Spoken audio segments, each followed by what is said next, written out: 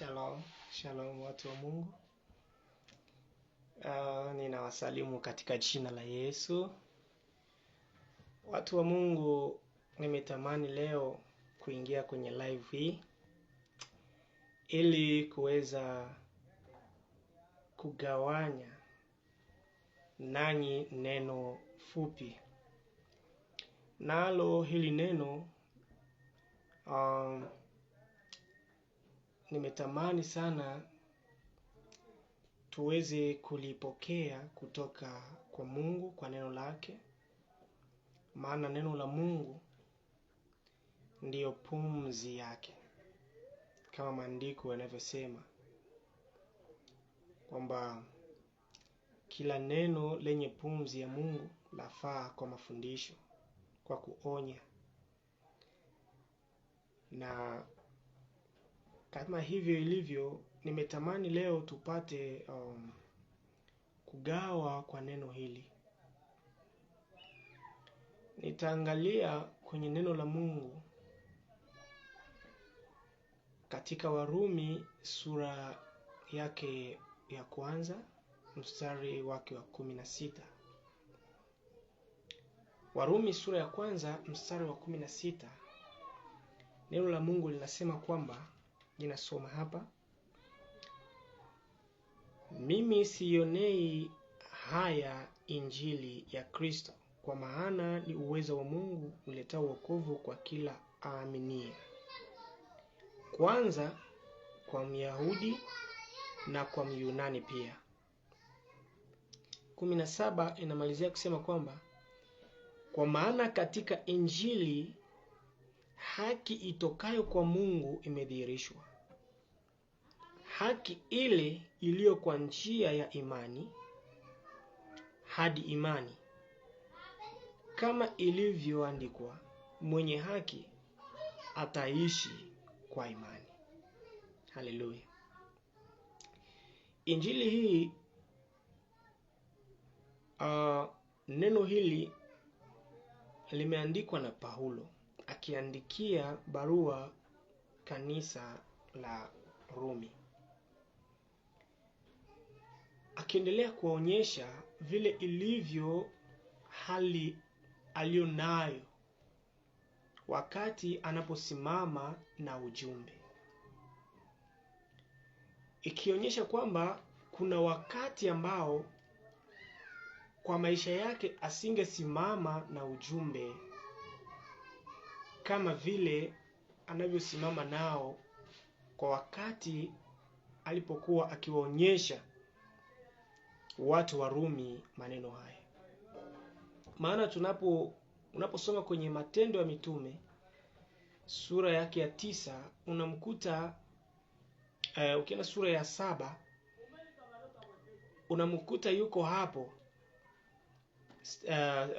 hapo Paulo akishuhudia kifo cha Stefano, akipigwa mawe.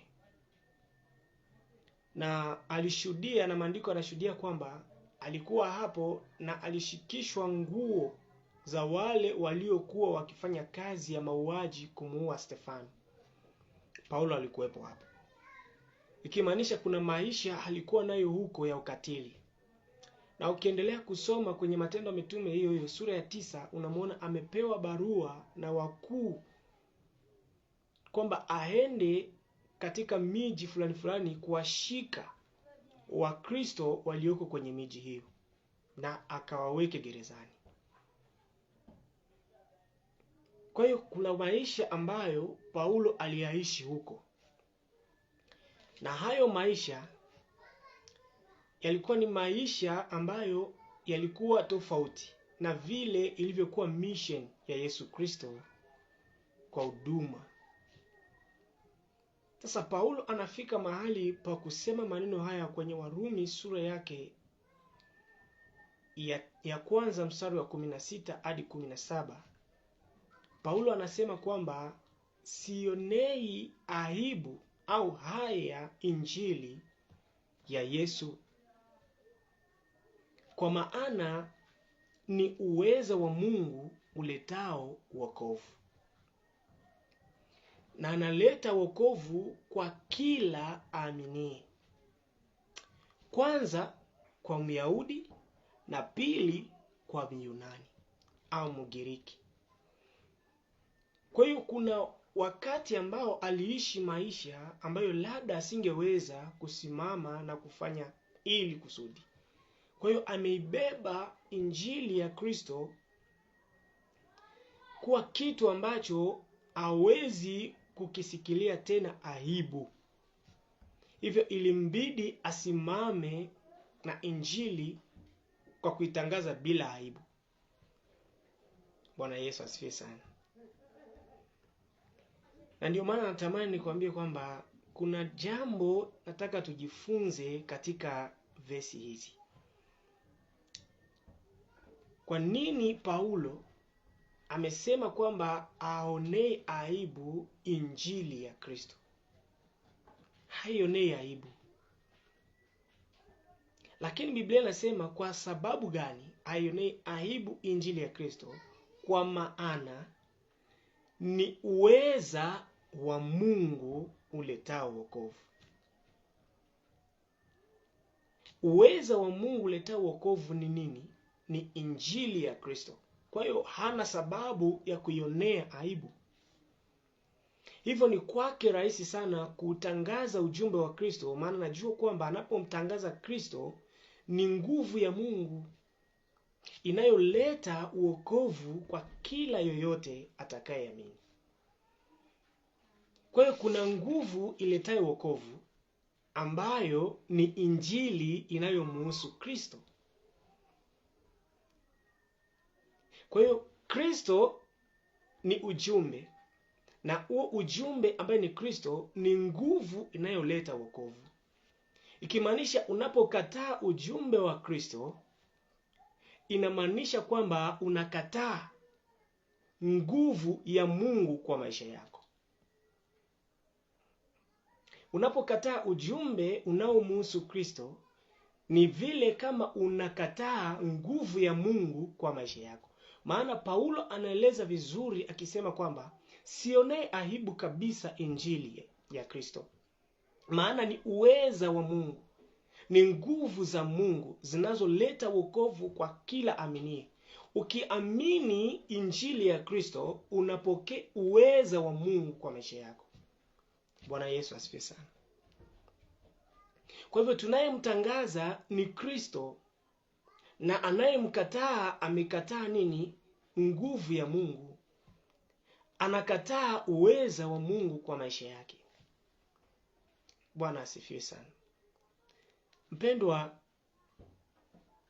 hakuna mwingine twaweza kumtangaza isipokuwa ni Kristo mwenyewe. Maana Kristo, maandiko yanasema kwenye injili kwenye waraka wa Paulo kwa Wakorinto wa kwanza. Mungu awabariki sana wapendwa ambao mnaendelea kufuatilia kwa fundisho fupi hili katika live hii. Mungu awabariki mno. Injili waraka wa Paulo kwa Wakorinto sura ya kwanza mstari wake unapoanza wa 22 hadi kushuka, inasema kwamba Wayahudi wanadai ishara na miujiza, na Wayunani wanatafuta hekima. 23 nasema, lakini sisi tunamhubiri Kristo aliyesulubiwa. Yeye kwa Wayahudi ni kikwazo, na kwa Yunani ni upuuzi. 24 inasema kwamba lakini kwa wale ambao Mungu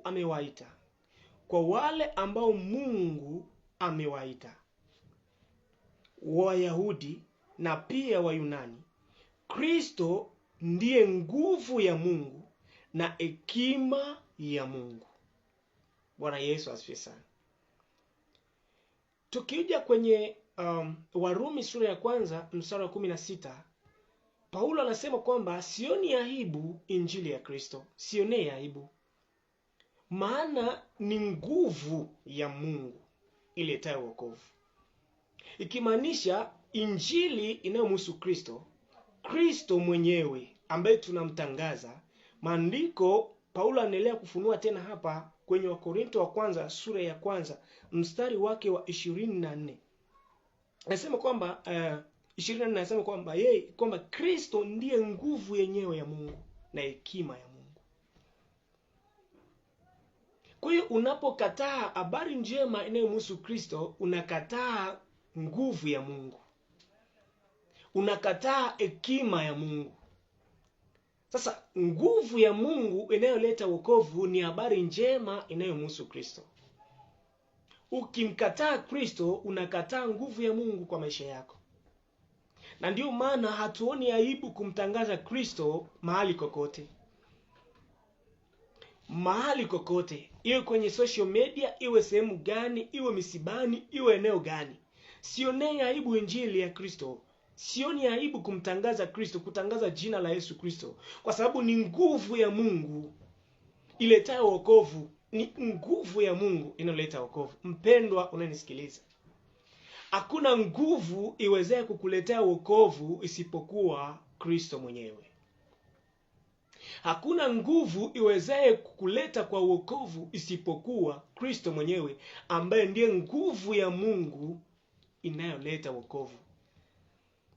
Na ndio maana hatuoni aibu kutangaza injili ya Kristo, maana ni nguvu ya Mungu iletayo wokovu kwa kila aminie. Unapomwamini Kristo kuwa Bwana na Mwokozi wa maisha yako, unapokea nguvu ya Mungu kwa maisha yako. Maana Paulo anasema kwamba Kristo ni nguvu ya Mungu, ni hekima ya Mungu. Haleluya. Kwa hiyo hatuna haja ya kuona aibu kwa kumtangaza Kristo. Na ndio maana Mungu anayo kusudi maalum la kumtuma Kristo duniani. Ni kwa sababu kila mmoja afike mahali pa kupokea wokovu. Katika Yohana sura ya 3:16, vesi hii ni vesi muhimu sana katika maisha ya mwanadamu. Kwa maana ni vesi inadhihirisha upendo wa Mungu kwa mwanadamu aliyepotea. Ingawa amepotea, lakini kulingana na hali hiyo ya upotevu wake, Mungu hakujali, alisimama kwa kumpenda. Ndio maana hiyo vesi inasema kwamba kwa maana jinsi hii, ina maana ni jinsi isivyoelezeka, ni jinsi ambavyo huwezi kuiweka kwa viwango fulani, ni jinsi ambavyo huwezi kuweka kwa kiwango kile ambacho unaweza kukusudia kukiweka, haiwezekani. Ndio maana Biblia inasema kwa maana jinsi hii, ni jinsi ambayo labda mwanadamu alikuwa amepotea, hana umbo. Ni mwanadamu ambaye tayari amepoteza utukufu, kama vile Warumi 3:23 inasema kwamba wote wamepotea, wote wametenda dhambi na kupungukiwa na utukufu wa Mungu. Haleluya. Sasa kwa maana jinsi hiyo mwanadamu alipungukiwa na utukufu wa Mungu. Mwanadamu alikuwa hana umbo tena. Mwanadamu alikuwa hana mfano wa chochote tena. Maana Mungu akamuumba kwa mfano na kwa amepoteza hivyo vyote. Kwa jinsi hiyo Mungu aliupenda tu ulimwengu. Na alipoupenda ulimwengu, Biblia inasema akatoa sadaka ya mwana. Upendo wa Mungu ukadhihirishwa kwa sadaka maalum ya Kristo mwanae, ili kila atakayemwamini asipotee, bali awe na huo uzima wa milele. Awe na uzima wa milele kwa mwanae, kwa kupitia mwanae Yesu Kristo. Sasa kwa hali hiyo Mungu akamtoa Kristo. Sasa Paulo anasema kwamba hawezi kuona aibu kutangaza injili ya Kristo, ikimaanisha kumtangaza Kristo, maana ni uweza wa Mungu uletao wokovu kwa kila atakayemwamini. Kwenye Wakorinto wa kwanza 1:23, ambaye Paulo anasema kwamba lakini sisi tunamhubiri Kristo. Sisi tunamhubiri Kristo aliyesulubiwa. Na huyo Kristo alisulubiwa ni kwa ajili ya ulimwengu mzima, sio kwa mtu mmoja, ni kwa dunia yote ambayo Mungu alidhihirisha upendo kwake. Sasa Paulo anasema kwamba sisi tunamhubiri Kristo ambaye alisulubiwa, na yeye huyo tunamhubiri. Kwa walio Wayahudi wanaona kwamba ni kikwazo, kwamba tunapomtangaza inakuwa kikwazo, kama vile ilivyo leo. Tunapomtangaza Kristo kwa walio wengi ni kikwazo. Kwa walio wengi wanaona kwamba tunafanya ujinga. Kwa walio wengi wenye imani zingine wanaona kwamba tunafanya ujinga, tunafanya upumbavu. Lakini tunamhubiri Kristo aliyesulubiwa, ndiye tunayemhubiri. Na amesulubiwa ni kwa sababu yako, amesulubiwa kwa sababu yangu, kwa sababu ya ulimwengu mzima. Hivyo hatuna haja ya kuona aibu kumtangaza Kristo aliyesulubiwa. Haleluya. Huyu Kristo amesulubiwa ni kwa sababu yako, maana ametolewa kuwa sadaka maalum kwa ajili ya uzima wako wewe uliopotea. Mungu amejawa upendo, amejawa rehema, amejawa fadhili zilizo nyingi kwa sababu ya mwanadamu aliyemuumba kwa mfano wake na kwa sura yake. Kwenye Mwanzo sura ya 1:26, Mungu anasema kwamba na tumfanye mtu kwa sura yetu na kwa mfano wetu, akatawale samaki wa baharini, ndege wa angani, wanyama wa kufugwa na viumbe vitambaavyo juu ya nchi. Kwa hiyo Mungu kwa mwanadamu aliyemuumba, tofauti na viumbe vingine, akamuumba kwa sura yake na kwa mfano wake.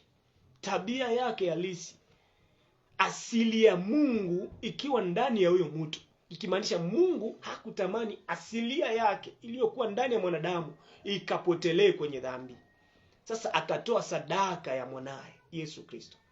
Sasa huyo Paulo anasema haoni aibu kwa ajili ya hivyo, maana amejua tayari sadaka imetolewa kwa ajili ya ulimwengu mzima, kwamba atakaye amini apokee uzima wa milele, nguvu ya Mungu.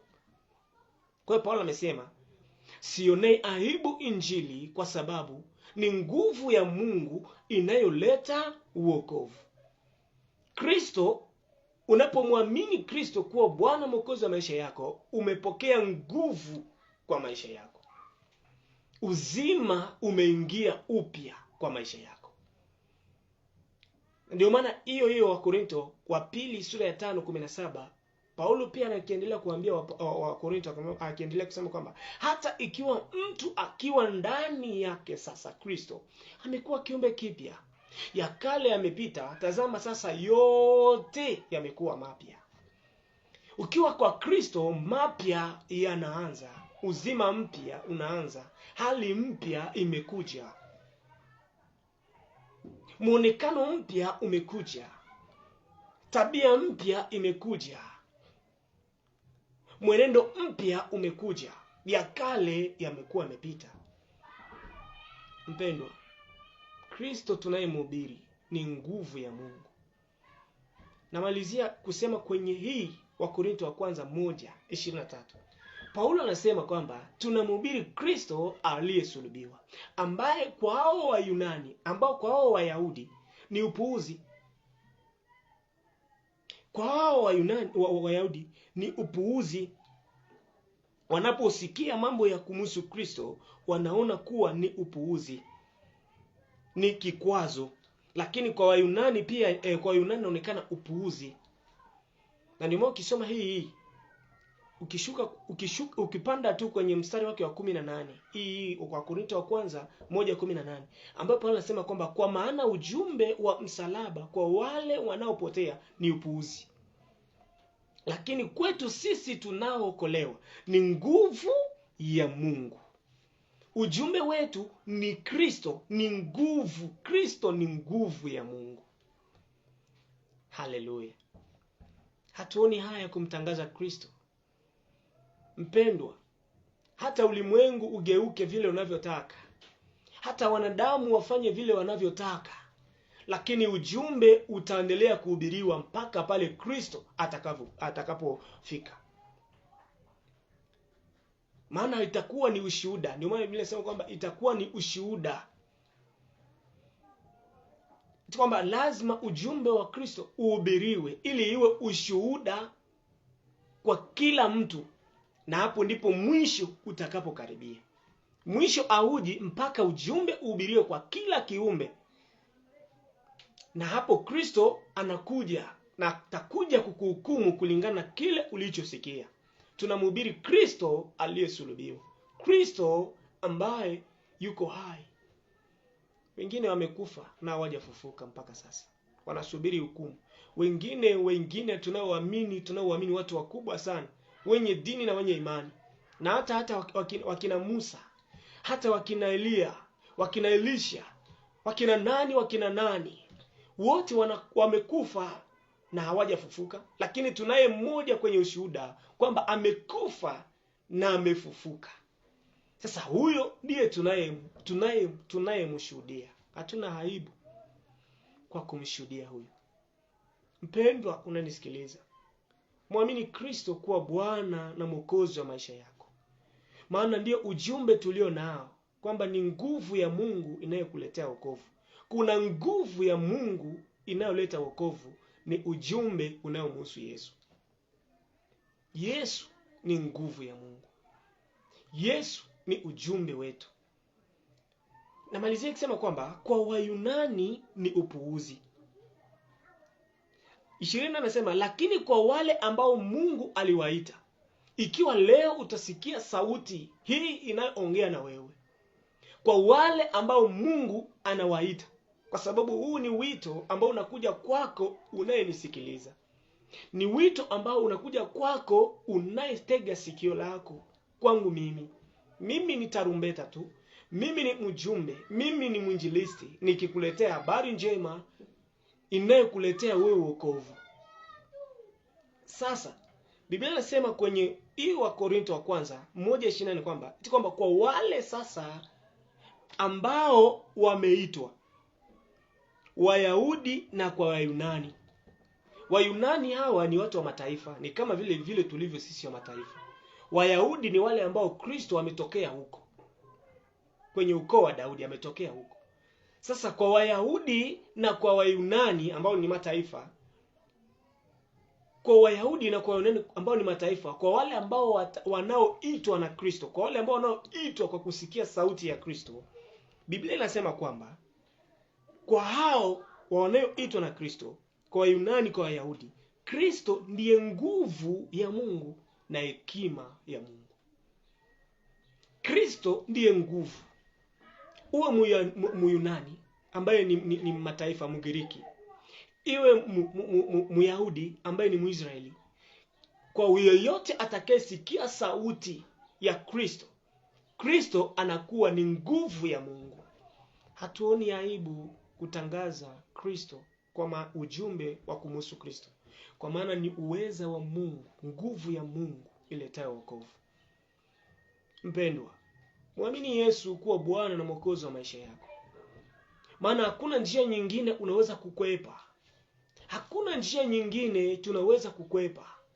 Ndani ya Kristo ndimo muna nguvu wa Mungu. Ndani ya Kristo ndimo muna uzima wa milele. Ndio muna uzima wa tele wa milele. Na hili